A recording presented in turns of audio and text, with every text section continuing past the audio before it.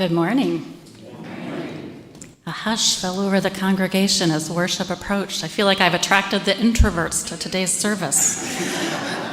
Welcome to worship with the community of the First Unitarian Church of Omaha. I'm the Reverend Shari Woodbury, the minister here, and also secretly an introvert. Whether you are attending online or in person, I'm glad you have decided to join us on this quiet summer August morning. Worship means to remember that which is of worth, and thus we gather each week in community to be called back to our highest values. A special welcome to visitors. This congregation is a community of all ages and abilities. It is a community with a rainbow of gender and sexual identities. It is a community of diverse cultural and class backgrounds. We draw from many sources of inspiration and share common liberal religious values. Whoever you may be, we welcome you to bring your whole self into this space. If you are joining us online, I encourage you to create a YouTube account and sign into it when you participate that way. This will allow you to take part in joys and concerns and sometimes other parts of the service. You can also subscribe to our YouTube channel and share videos you like with others. For those who are here in person, you are invited to go downstairs to the common room in the basement after the service for coffee and conversation. And there are plenty of things to look at on the walls as well. I want to mention one new thing today. We have, instead of using the yellow cards for joys and concerns as we've been doing for a while, we now have a binder on the desk at the back of the sanctuary where you can write your joy and concern, and it'll be brought up and all of those lifted up during the joys and concerns portion of the service. So please take advantage of that if you have something you'd like to share. Those online, as usual, can use the chat feature. Last week, church internet was switched over to fiber, and we are excited to have a stronger, more reliable signal for streaming. We've tested it a couple of times and all seems to be well, but please note that since this upgrade just happened, it's possible we might have to troubleshoot and tweak a bit as we adjust to it, so thank you for your patience. To learn what else is going on around here, including activities you might want to take part in, please use the QR code or links in the program, or you can grab a printed e-news in the foyer. Our church occupies the traditional treaty lands of the Omaha and Otoe-Missouri tribal nations whose sovereignty existed long before the state of Nebraska. We'd also like to express our respect to the Ponca tribe, the Winnebago tribe, and the Santee Sioux tribe of Nebraska, and all other tribes represented in the Omaha area. At First Unitarian Church of Omaha, we invite all to join us to go beyond acknowledgments by educating ourselves and supporting causes, charities, and rights of Indigenous peoples in our area. And now let's settle in with a gift of music.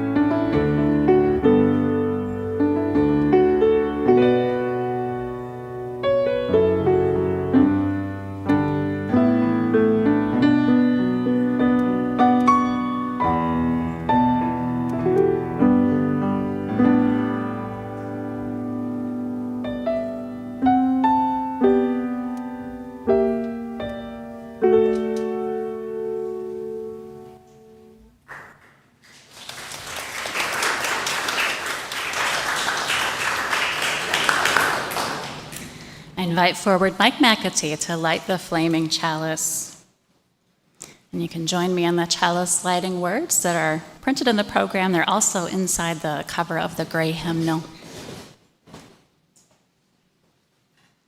Here we go. Spark of the Spirit, cupped in earth's embrace, light of love, alive in all creation. As we kindle this flame, we rekindle our connection to the sacred web of life.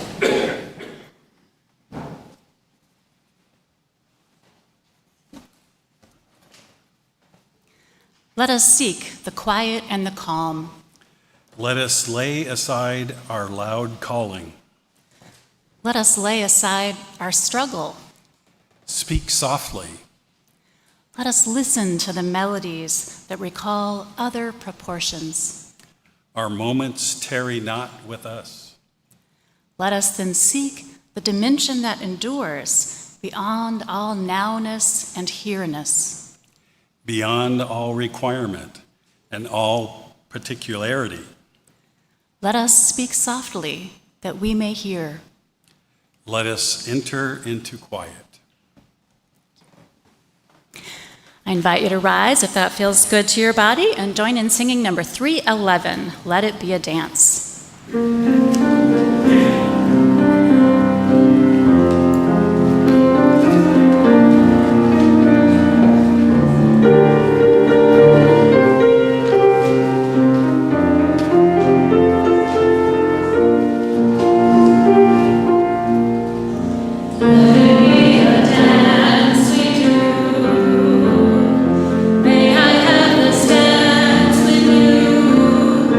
Through the good times and the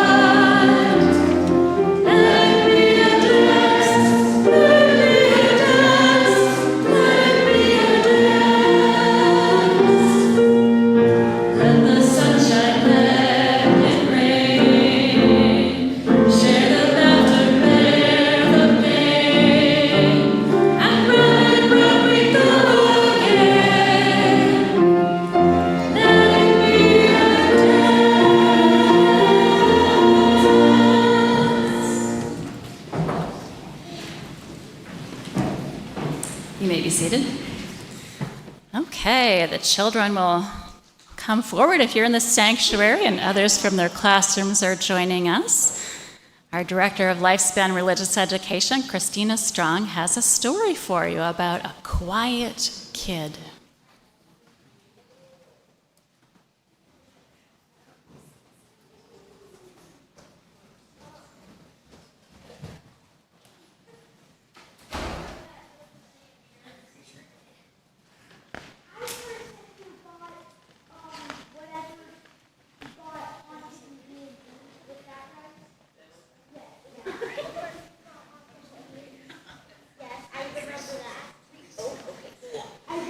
All right, welcome everyone. Raise your hand, children or in the audience, if you consider yourself to be a quiet person. Anyone? Any quiet you use in here? Yeah. Kids, let's look at our adults. Adults, raise your hands again if you consider yourself to be a quiet person. Oh, yeah, so many. All right, well, today's story is called I Am Quiet, a story for the introvert in all of us. Do any of you children here in the front know what an introvert is? I know what an introvert is, and I know that my introvert is big. Your introvert is big? Yeah, and an introvert is someone who doesn't really do much, doesn't really have any friends, and doesn't make new friends very often. That's a possibility. And my mom was the only reason I made Nori one of my friends. That's awesome. Can you sit down? Did you have something to add? I'm like a complete extrovert. You're a complete extrovert? Oh, I might have a little. How sure was do you know what an introvert is? All right. I'm like So I'm like complete introvert. Okay. A common explanation is that introverts often get their energy from having alone time, and extroverts often get their energy from being around people, and people have some of both of them. So let's hear our story about I Am Quiet by Andy Powers and illustrated by Betsy Peterson. My name is Emil, and I am quiet. Grown-ups tell me, don't be shy, but I am not shy. I am quiet. I am quiet on the outside, but not on the inside. On the inside, my imagination shouts loudly and runs wild. On the inside, I am Sir Emil, the valiant knight who roars louder than dragons. My armor clangs and clashes as I run with the mighty beasts. I high-five the fiercest one and race to the finish line. On the inside, I am the daring captain of a great ship. I shout to my crew to pull up the anchor and onward we go. The waves thunder, spraying salty sea in my face. I salute the biggest whale and she joins my team. But that is on the inside. On the outside, I build forts out of twigs that are secret spaces for furry friends. I whisper about my day to them, and they tell me about theirs. Together, we sneak through mazes to look for tasty snacks. Next screen. Next screen. There we go. All right. On the outside, I paint the universe on paper, and there is me floating through the stars, a tiny astronaut on a great expedition that no one even knows about. I paint a friend and we float together. Some days I walk from home to school through sun or rain or snow, and I listen to the sounds around me. I hear quiet scuttling beneath the earth. I see quiet nesting in the trees. I feel quiet burrowing beneath the soil. An oak tree growing deep in the ground until it breaks free into the light, big and strong. Strength can be quiet. At school, May and Thomas are full of answers and ready to burst. I know the answers too, but I keep them like a secret. I whisper them to myself softly. Answers can be quiet. At recess, there are jungle gyms and monkey bars and the whirly-swirly merry-go-rounds for the brave and the dizzy. I investigate cracks in the concrete. I look closely to see who I might find. Sometimes I explore with a friend. Friendship can be quiet. On the way home from school, I pass our neighbors, Mr. Tim and Bowser. Bowser is not quiet. Bowser is loud, somehow without saying much at all. Mr. Tim says, "Emil, don't be shy." But I am not shy. I am quiet. I show him so by barking back. Woof, woof. Ms. Wira, with her noisy parakeet, asks, "Cat got your tongue?" I stick out my tongue, and the parakeet does too. It's still there. Mr. March in his rose garden tells me, "Someday you will come out of your shell." My mother says that if you hold a shell close to your ear and are very quiet, you can hear an entire ocean sing. At home in bed, there are snuggles and kisses and hugs. Then night-night. My flashlight, books, and I have other plans. After miles of exploration, I click off the flashlight and snuggle in tight. I listen to the quiet sounds outside my window, close my eyes, and say goodnight. The end.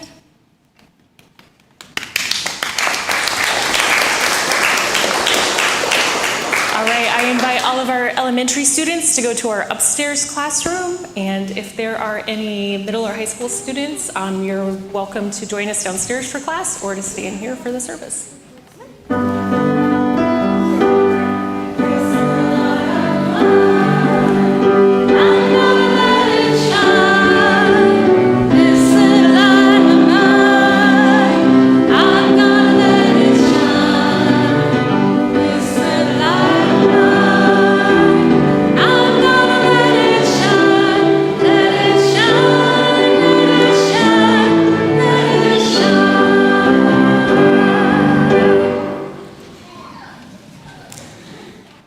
Each week, we share our blessings with others through a community offering.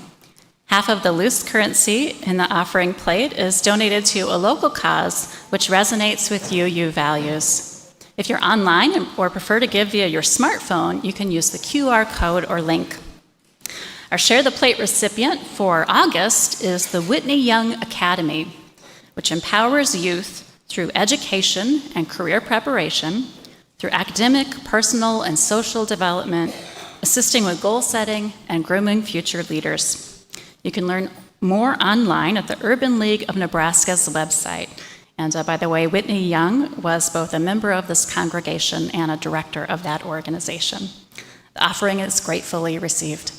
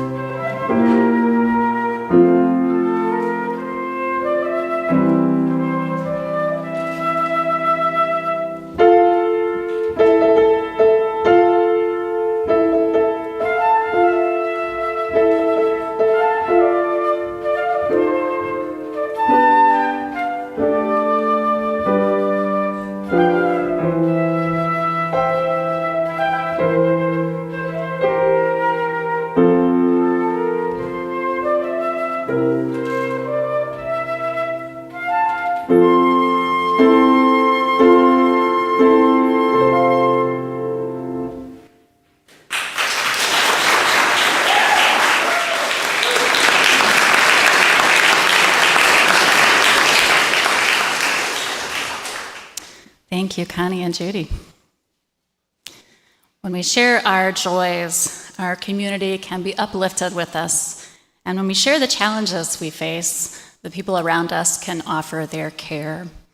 So let's see, do we have any joys and concerns in the book back there, ushers? No? Oh. I don't see any online. Okay. Yeah. Oh.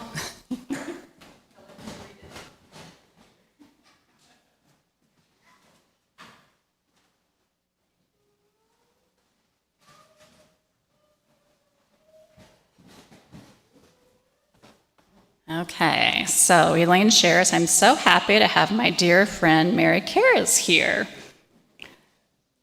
But we are disheartened that her car was stolen from my driveway last night. Oh, that's terrible. We're glad to have you here. Also wishing continued healing for Elaine's son and for those who grieve recent losses. Okay. Well, let's hold in the space of this community all of the joys and the challenges, including those that are only held in the heart. And as we do so, I invite you to join with me in a centering song. This is Coming Home, which is in the teal hymnal. I know the print is a little small in there, so the words are also in your order of service if you want to look at them there. Feel free to join in with me right from the beginning, or if you want to listen once around, we'll do it several times, and you can join in when you feel ready. I return to myself, here where I belong. I am coming home, like a bird to its nest, like a river to the ocean.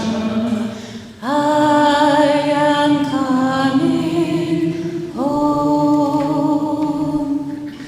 I return to myself, here where I belong. I am coming home, like a bird to its nest, like a river to the ocean. I am coming home. Once more. I return to myself, here where I belong. I am coming home, like a bird to its nest, like a river to the ocean. I am coming home.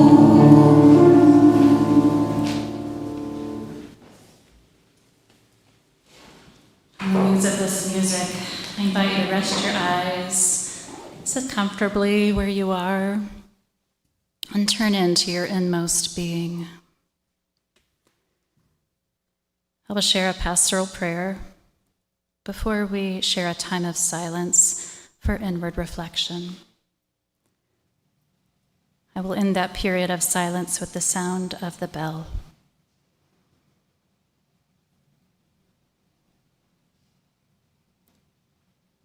In this time of quiet, let us be aware of the companions around us, our heartbeats and breathing synchronizing during shared experience. Let us be at home in one another's silent, palpable presence.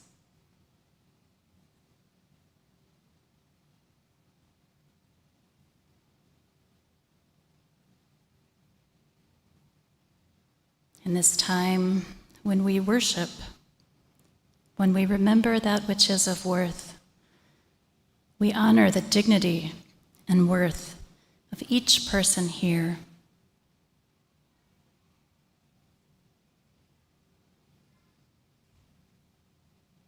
Holy Spirit of connection, awaken gratitude in our hearts for the gregarious and vibrant among us, all those who bring warm smiles and infectious energy and enriching activity into our lives. Blessed are the bringers of liveliness and laughter.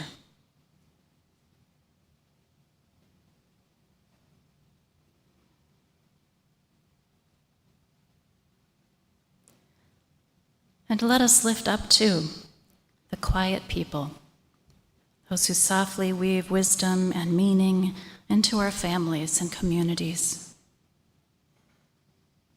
Though our society may often overlook them, we witness the strength and the light of the quiet ones.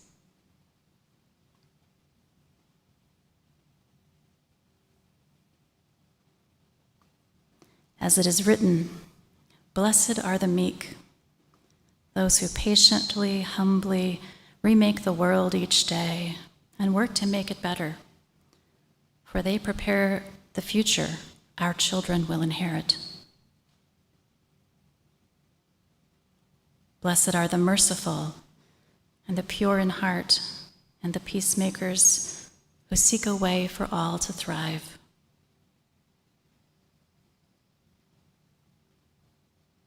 Blessed are those who know how to return home to themselves, who know how to return home to the land, who know how to return home to one another.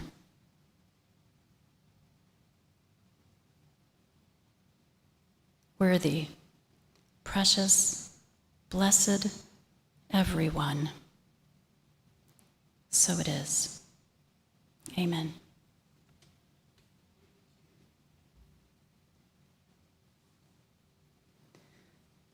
In the silence now, I invite you to feel or envision a spark of preciousness within yourself and each person around you. Perhaps to you it is a spark of the holy, perhaps a spark of inherent goodness. A time of quiet together.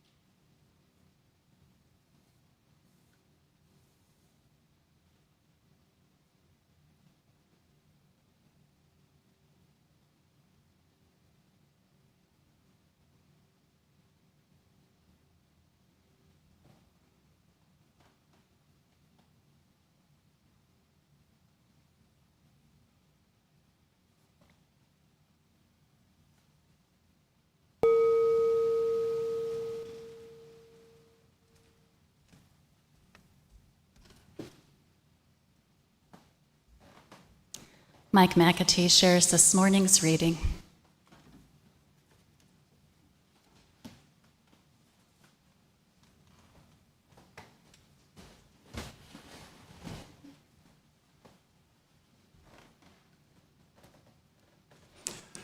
Good morning, everyone.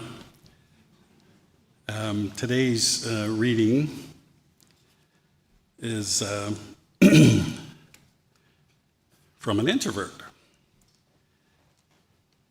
Former UU World editor Doug Muter wrote through the eyes of an introvert about an experience in the 2010s of attending Justice General Assembly in Phoenix. General Assembly, or GA, is our annual national gathering of Unitarian Universalists to worship, learn, and socialize together, and to democratically conduct the business of our Unitarian Universalist Association. Muter describes the bus ride to a tent city vigil where thousands of UUs will invite Sheriff Joe Arpaio to stand on the side of love with them by shutting down the outdoor jail where the immigrants were treated cruelly. En route to the vigil, the chaplain on the bus led singing, and he invited participants into conversation, asked people to tell someone near them what energizes them to participate in such work. That's when I got a sinking feeling, Muter writes. My seatmate went first and had no trouble coming up with an answer. But I don't remember what she said because I was facing a dilemma I run into frequently. Do I say something appropriate or something truthful? The truth is, being on a school bus with 60 strangers, even UU strangers, does bring up feelings for me. So does the prospect of being part of a crowd of thousands. But none of those feelings fits the description of energized. That's how it is for an introvert. Extroverts are energized by interacting with lots of people, while introverts are drained. Muter was glad to participate in this purposeful action of social witness. In the course of the evening, he writes, I would cheer and chant and wave my desert-safe electric candle as well as anybody else. I'm not exactly an activist, Muter acknowledges, but I do occasionally put my body in the path of history. On the bus, I opted for truthful and admitted, however, that I wasn't energized. My seatmate seemed disappointed but understanding, and I felt as if I had been absolved of a venial sin. Absolved of a venial sin? Wow, that does not sound like a good feeling. Perhaps, as I did when I read this story, you wonder what Muter did to regain his lost energy and wash away the feelings of being flawed somehow. He writes, the rest of the evening presented the usual challenges of crowds, but nothing I couldn't handle. In the milling around to get back on the buses, I found an old friend to sit with. Carefully maneuvering the conversation, I heard a fascinating 15-minute chunk of his life story, and I didn't have to talk about myself at all. The dark of my hotel room felt as secure and welcoming as a chipmunk's hole.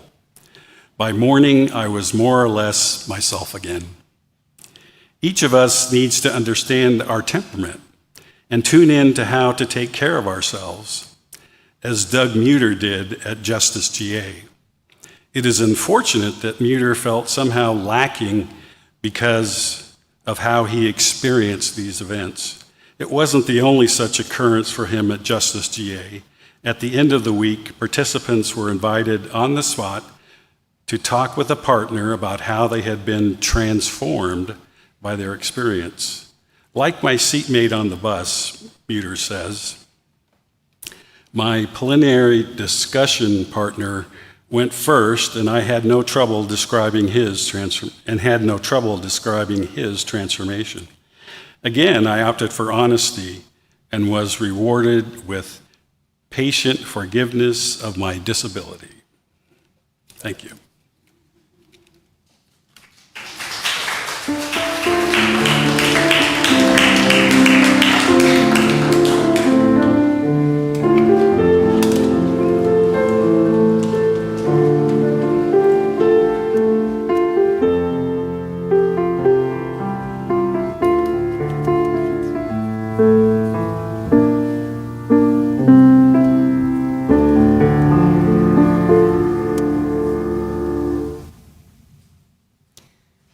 This attitude that introversion is a flaw or a disability makes sense if we understand American culture as strongly oriented toward extroverts. That's how Susan Cain sees it. Introversion, she says, is now somewhere between a disappointment and a pathology. Cain is writer of the best-selling book, Quiet, The Power of Introverts in a World That Can't Stop Talking. She notes that both kinds of temperament, extroversion and introversion, have upsides and downsides. But our culture, she observes, celebrates extroversion, focusing on the gifts of the outgoing person, while seeing quieter people more often in the light of the challenges or worst stereotypes of that temperament. The reality is that both types have gifts as well as limitations. Both types need each other. And our communities and country need people of both types being at our best. That includes congregations like ours, which will flourish most if we have gregarious people and doers, as well as contemplatives and deep listeners in our midst. But I'm going to focus today a bit more on the world of introverts. Because as a society, we need our undervalued introverts, who make up an estimated 1/3 to 1/2 of the population, doing the things they do best in creativity and leadership and the world of ideas. We need to counter the messages that many have received that there is something wrong with how they move through the world. Live as if you like yourself, poet Marge Piercy wrote, and it may happen.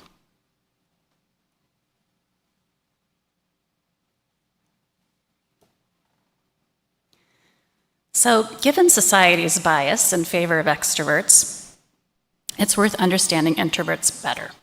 Where do such messages come from? A quiet kid with outgoing parents may be less understood, even feel pressured to pretend to be something they are not, if their parents do not comprehend or respect the difference in temperament. Susan Cain was lucky to grow up in a family of introverts who did understand and value her temperament. This made it easier to accept herself. She tells of how her family would snuggle up together at home, each reading their own book. They considered this a family activity that they were doing together because they were enjoying the animal warmth of cuddling. I kind of related to this because when I was growing up, my own family of introverts saw nothing strange about taking our books to Pizza Hut and reading quietly in our booth while we waited for our order to come. When Susan went off to summer camp as a youngster and her mother packed her bag full with books, little Susan expected camp to be like family time, only better. She says, "I had a vision of 10 girls in a cabin cozily reading books in their matching nightgowns." But camp was more like a keg party without any alcohol. She tells how on the first day of camp, the counselor taught them a cheer about being rowdy that seemed to exalt this loud and proud way of being. When she would read her book in her bunk bed, first another child, and then the counselor would come up and ask her what was wrong and why she wasn't being more outgoing. So little Susan put her book back in her bag. She put her bag full of books under her bunk bed and left them there all summer untouched as she dutifully joined in the raucous cheers. Cain remembered many other incidents growing up that gave her the message that introversion was more akin to a flaw than simply a temperament that is natural for a significant portion of humankind. Carl Jung, one of the first to describe these temperament differences, put it this way: introverts are drawn to the inner world of thought and feeling, extroverts to the external life of people and activities. Introverts focus on the meaning they make of the events swirling around them. Extroverts plunge into the events themselves. Introverts recharge their batteries by being alone. Extroverts need to recharge when they don't socialize enough. Or put it another way, how I'm thinking of it is that introverts naturally tune inward, while extroverts naturally tune outward.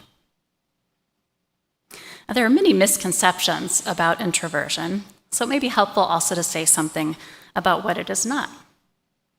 Introversion is not the same thing as being shy, aloof, or cold. Introverts as a whole are not antisocial, unfriendly, or generally undisposed to like people simply because of their temperament. Nor should depression be conflated with introversion.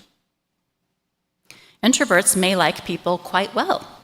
They just favor interacting with people in small groups of familiar people, or more often, one at a time. When they do go to a meet and greet event or a rally or speak to a crowd, they may still enjoy it and do it well, but they will need some time to recover afterward, as Doug Muter did at Justice GA.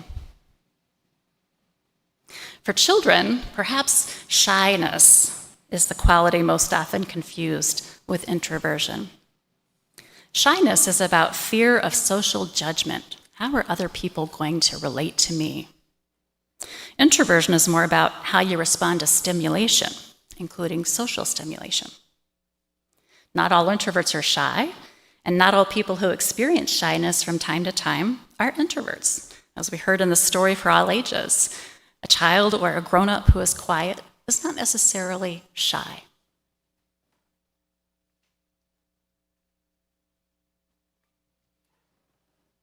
We should also recognize that temperament trait falls on a spectrum. One pole is complete introversion, the other complete extroversion, and people can fall anywhere along that spectrum. Some people identify as ambiverts, falling right in the middle. Carl Jung said that there's no such thing as a pure extrovert or a pure introvert. Such a person would be in the lunatic asylum.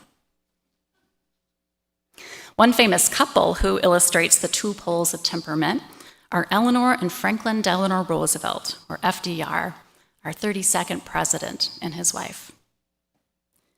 Eleanor was known to be slow to laugh, bored by small talk, serious-minded.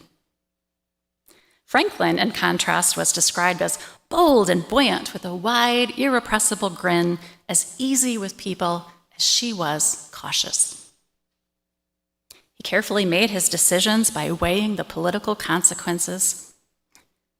Eleanor, deeply empathetic of others and painfully aware of inequalities, was the one who was moved by conscience and who influenced her husband's decisions at crucial moments in our nation's history.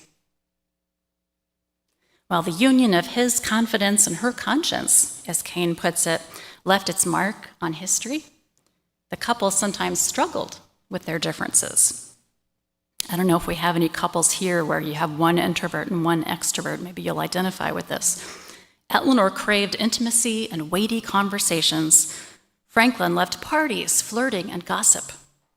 It was a classic case of opposite temperaments attracting. Well, no matter where we fall on the introvert-extrovert spectrum, whether we're more like Eleanor or more like FDR, we still need to let it be a dance in our lives. Let it be a dance between more lively activities and quieter ones, between time with groups of people and time alone or in the company of one's intimates. Learn to follow, learn to lead. Feel the rhythm, fill the need. To reap the harvest, plant the seed. Let it be a dance. The balance will be a bit different for each of us, and even for a person individually at different moments in our life. The important thing is to learn to tune into our own needs. What do I need right now? I was startled recently, this was just a couple weeks ago, to see that the retail world is catching on to the fact that some people are drained by busy, stimulating environments. Have you seen this? I've noticed several grocery and discount stores that have posted notice of shopping times tailored to sensory-sensitive shoppers. Yeah. They're early morning hours where fewer people are likely to be in the store. And I suspect a Walmart radio or whatever it is that's playing on the loudspeaker will be turned off at that time. I don't think it's entirely about introverts. Many neurodiverse people have higher thresholds to environmental stimulation, regardless of their temperament otherwise. And the category of highly sensitive people who have nervous systems with lower thresholds of reactivity to environmental stimulation than most people, they will appreciate a lower stimulation environment, whether or not they are introverts too. So here's one question I wondered about as I was pondering all this. How do these issues of temperament play out in religious community? Does that show up here? I was intrigued to see how many pieces have been written in recent years, not just on the underappreciated introvert, but specifically about introverts in the church, expressing how they may feel like misfits. This has been noted particularly in evangelical circles and megachurches, which often have a strong extroverted approach to their culture. I suspect introverts may actually be better represented in Unitarian Universalism. Actually, when I first explored temperament, it was a workshop for the young adults in my home congregation when I was in my 20s. We completed the Myers-Briggs inventory before the workshop and then learned about our type and delved into its meaning. Now, if you haven't heard of this Myers-Briggs system has 4 dimensions that it looks at. And the first of them is that longest studied dimension of introversion or extroversion. On another dimension, I recall that most of the dozen young adults in that conversation among UUs were intuitives rather than sense-oriented. They were more likely to think in metaphor and see future possibilities than to focus on the practical facts and the bottom line. But I also recall our group being fairly evenly split between introverts and extroverts, maybe even tilting a little bit toward introverts, which means that there might have been a higher proportion of introverts in that group than there is in society at large. So I'm curious what the mix is here. Think about yourself for a moment and consider which of these Myers-Briggs descriptions of temperament you see yourself in more. If you typically prefer to spend time in the outer world of people and things, and you feel energized when you are in action with other people, you're probably an extrovert. If you more often favor focusing in your inner world of ideas and images, and you need time alone or with those closest to you in order to recharge, you're probably an introvert. I'm not talking about how competently you do these things. Closet introverts can do just fine in a variety of social situations, and no one may guess they have to rest afterwards. And extroverts can be avid readers too. So it's not just about what activities you enjoy, it's about how they make you feel. So I'm particularly zeroing in on the question of how your energy is affected. If parties and crowds energize you, while quiet easily leaves you feeling bored, that's extroversion. If groups and strangers leave you feeling drained, but downtime alone fills you back up, that's introversion. So on the basis of those descriptions, those of you who are online, I invite you to type into the chat, if you're willing, whether you see yourself as more of an introvert or an extrovert, wherever you may be on that spectrum. And for those in the sanctuary, if you're willing, let's have all of those who see themselves more on the extroverted side of the continuum stand or raise your hand. Extroverts, up you go. Okay, look around you. We may also have a skewed sample because of the topic this morning. Okay, if you identify as an introvert, raise your hand or stand. That's a whole lot of introverts. Wow, okay, we really need you extroverts. I don't see any comments on the chat. I had the suspicion also that introverts may be more likely to find it just so easy to stay home and watch online in the comfort of their own home. Although I know that's a temptation that many of us have experienced since this online worship became a thing the last few years. Any other observations you have about introversion and extroversion at church? I just want to say we have a couple of introverts online. Oh, we have a few introverts online. Oh, we sure do. Thank you, Colin.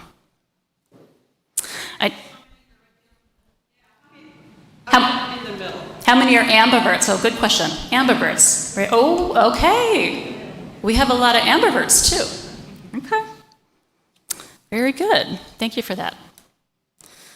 Well, despite the extrovert ideal in our culture, introverts do have plenty going for them. So if you came because you were hoping to be reminded of why it's great to be an introvert, here we go. Introverts are typically good listeners and make loyal friends. They tend to be deep thinkers and to communicate particularly effectively through writing. I find this really interesting. Brain imaging studies have shown that stimuli travel a longer path through the brains of introverts, moving through the areas of the brain associated with problem solving and meaning making. So it follows that introverts often excel at those activities, problem solving and meaning making. Academically, on average, introverts outperform extroverts in high school and college. Although introverts are a minority in the general population, they're a majority of those considered gifted. And like Eleanor Roosevelt, introverts may be just as sensitive to moral wrongs as they are to stimulating environments. So it should be no surprise that saints, reformers, and all sorts of social idealists, people like Mahatma Gandhi and Rosa Parks, are so often introverts. Introverts have leadership advantages in other settings too. In addition to their gifts with ideas, one researcher has found that as managers, introverts are apt to create a virtuous cycle of proactivity among employees. They listen to employees' ideas and empower them to do their best work. The list of scientists and artists who are introverts is pages long. And in business, there are plenty of introverts at the top of their game, too. Our own Warren Buffett, Oracle of Omaha, is in that category. And there are lots of them among the tech sector, like Elon Musk, Bill Gates, Mark Zuckerberg, and onward. In the public sector, our most recent introvert in chief in the White House was Barack Obama. It's probably no coincidence that one of his proudest accomplishments, he has said, has been mentoring a new generation of public servants. I was looking for a pop culture example of introverted leadership, and I'm wondering if any of you can guess who I zeroed in on. Pop culture example, fictional example of introverted leadership. Any guesses? Oh, Harry Potter, that's an interesting one. Well, that's sort of in the right direction. Fantasy or sci-fi, say? Oh, he probably was too. Yoda, hey! Jean-Luc Picard, ding, ding, ding. That is the one I was thinking of. I think Yoda probably would qualify too. So yeah, Captain Picard from the Starship Enterprise, for all the Trekkies out there, and don't worry, I left my cardboard cutout of Picard behind today. I think we've seen enough of him for a while. Star Trek's Picard made most of his crew's talents, and when he felt the need, he didn't hesitate to slip away to his ready room for some tea. Earl Grey, hot, alone, please. And what does all this mean for one's spiritual life? In the first half of life, most of us naturally build on the strengths of our personalities. Later, we may choose to grow and explore those less developed parts of ourselves, not out of a sense of deficiency, not because we think there's something inherently wrong about the way we are, but simply as part of our organic growth and becoming a well-rounded person. So an extrovert who found activities boring in the past who found quiet activities boring, might later, in a quest for meaning, take up a meditation practice and discover a deep and abiding center within. Or the healthy introvert who kind of stayed out of the limelight previously might actually get involved in some public speaking or some teaching or even share a reflection from the pulpit at church and take pleasure in learning how others are touched by their insights. So branching out could be a natural part of one's maturing and evolution. But there's absolutely nothing wrong with favoring roles and activities that leverage your temperament and help you fine-tune your balance. I do note that because our culture tilts so strongly toward extroversion, towards group activities and constant stimulation and the extrovert ideal of the gregarious person, even extroverts of all ages may not get as much quiet or solitude as is best for them. So we all need times when we can go inward and take the time to get in touch with the still small voice within. We need not only to reach out and keep reaching out, but to keep tuning inward too. Whatever our temperament, let us appreciate the gifts of the inner life and let us tune into what we need so that we can take good care of ourselves, enjoy life, and share our gifts with the world. So may it be. Amen. I invite you to rise, if that feels good to you, and join in our closing hymn, number 352, Find a Stillness.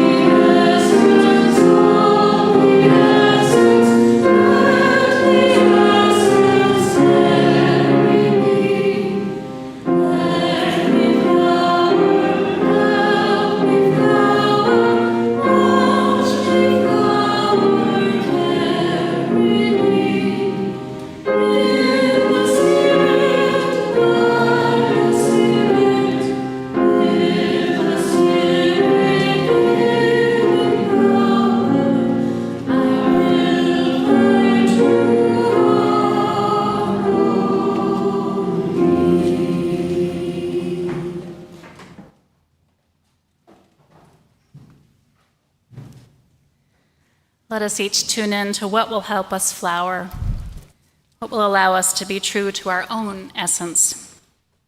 And wherever we fall on the spectrum of introversion and extroversion, let us all find true harmony together. As we each find our own balance, may we share our gifts with one another and with the world. Amen.